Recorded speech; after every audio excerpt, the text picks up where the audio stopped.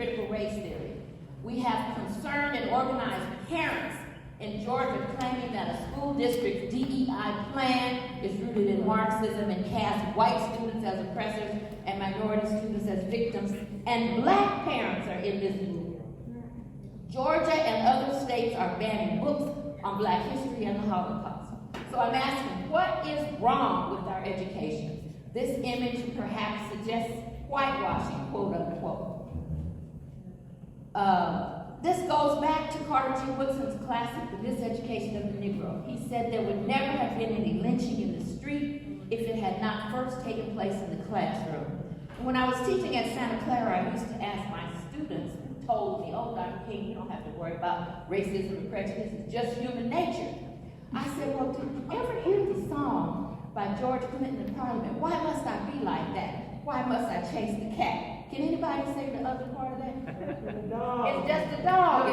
So, you know, it's just in us.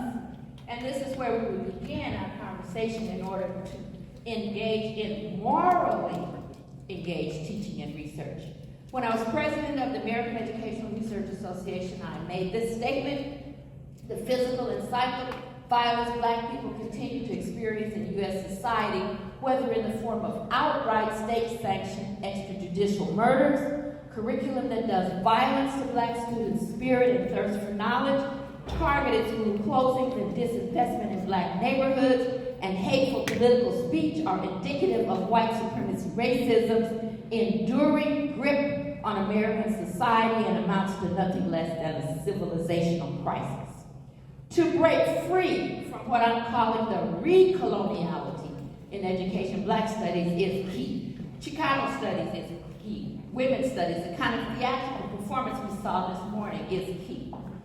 A book that I would recommend, Lessons from the Damned by the Damned, published in 1973. And this is material I use in my classes. We now know that we have fought within ourselves a way of thinking that belongs not to the white man, but to a social and economic class, the middle class. This class came to power in the white Western world with the American Revolution of 1776 and the French Revolution of 1789. This class of merchants, shipbuilders, traders, and moneylenders successfully overthrew the feudal class of kings and big landlords. We have to start back there. This class that enslaved blacks and poor white Europeans in order to make themselves rich. This is the class that continues to enslave Africans, Asians, South Americans, and I would add indigenous